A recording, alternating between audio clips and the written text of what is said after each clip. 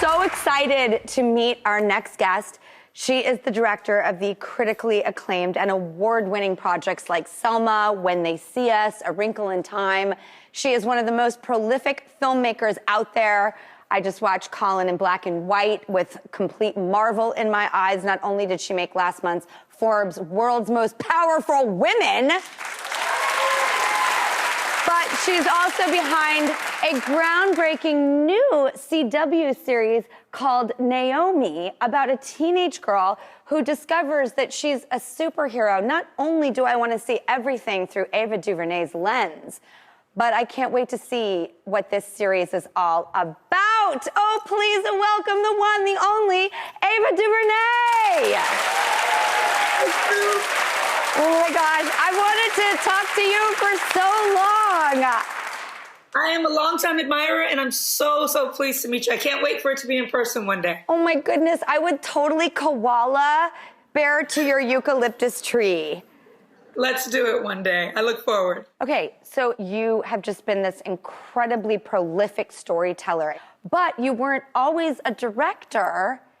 You had other jobs before. You PR, waitressing, scooping frozen yogurt.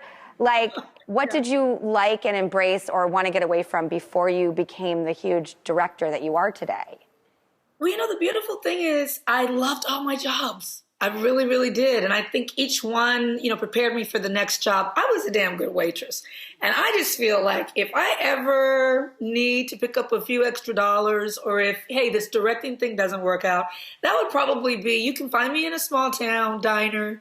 And I was good, Drew. I was a good waitress because I like to make sure that people were happy, that they had what they needed, that they were able to just dine and kick back. And so I can always waitress if I need to.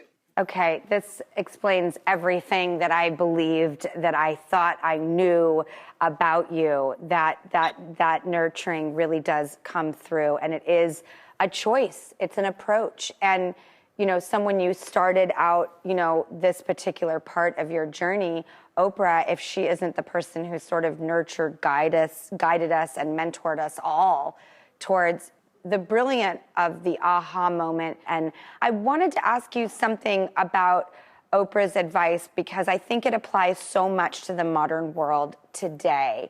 She spoke to you something about a critique or a review that you got for a project you were working on, and she walked you through it. The reason I wanted to ask you was because I feel like this applies so much to people on social media and comments. Can you tell me about that?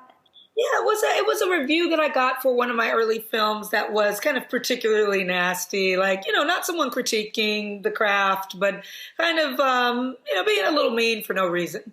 And it hurt my feelings. And I was talking with her about it, and I'm blubbering on and on and on. And I'm on minute 5 and minute 10 about how it makes me feel. And at the end, it was very quiet. She said, do you know this person?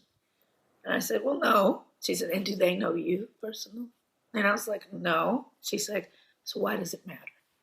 And I thought, wow, I don't even know this person. Like, I didn't even know what the person looked like. I just had read the words and they hurt. And so it's really kind of bifurcating and separating words from feeling, from people. And really the whole thing gets down to, what do you value? Do I value these words from like a ghost on a page who I don't know? Or do I value my experience making that thing, how much I loved it, all the love that I put into it, and the people who were receiving it in the way that I intended, which was a lot of people. But you always focus on the negative thing. You could be in a room with everyone smiling, and most people are looking at the one person who doesn't like, the spinach dip. Like, why don't they like it? Everyone else likes it. And that's just human nature. Exactly. You gotta work to dismantle it within yourself. Oh, that is such rich, brilliant advice, and we can all use it because it's true, and we can apply it to social media, and we are seeing people be affected by comments. That person hurt your feelings. We are human beings. So if you can separate, yes, I am a human and this makes me feel a certain way, but to take the Oprah advice of, do you know this person? Do they know you? And start to untangle yourself from the web of pain is just so brilliant. And we all need that in this world, so thank you. We need it. Thank you. Now, is it true that you've been stuck in an elevator not once, not twice, but 3 times with 3 different legends? I get stuck in elevators with like icons. It's like my thing. I don't even know what happens, but it literally, if I'm in the elevator with someone who's a known person, I'm like, oh, this elevator's going to stop. It's happened to me 3 different times. Will you tell me with who? My favorite one, well, 2 of them were mean, and one of them was really nice. So I'll tell you the nice one. So I was stuck in an elevator. I was a publicist, and I was working on a movie. And he looks at me, and I say, yeah, I'm doing the buzzer. I'm trying to get it down. He's like, it'll start again when it's time. I said, okay. Looking at each other. He's like, so tell me about yourself. Let's talk.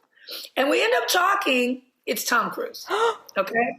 And he was so, so lovely. And so for maybe 5 years after that, I got flowers on my birthday. Every birthday from Tom Cruise. And with a little note about, hey, how you doing? Oh my God, I love him so much. Now I love him more. Thank you for being a fly on the wall in that amazing elevator. Last question, is it true that you got in an accident as a fender bender when you were a teen because of a cute guy? Yes, I really like this boy. And so I had my first car and I was driving by his house, as one does. And I guess I got lost in him watering the grass or something, because literally I smashed straight into a parked car. And cut to this, he ends up being my boyfriend for quite a while. Oh. But it started with, a fender bender. You never know how relationships begin. I love this story.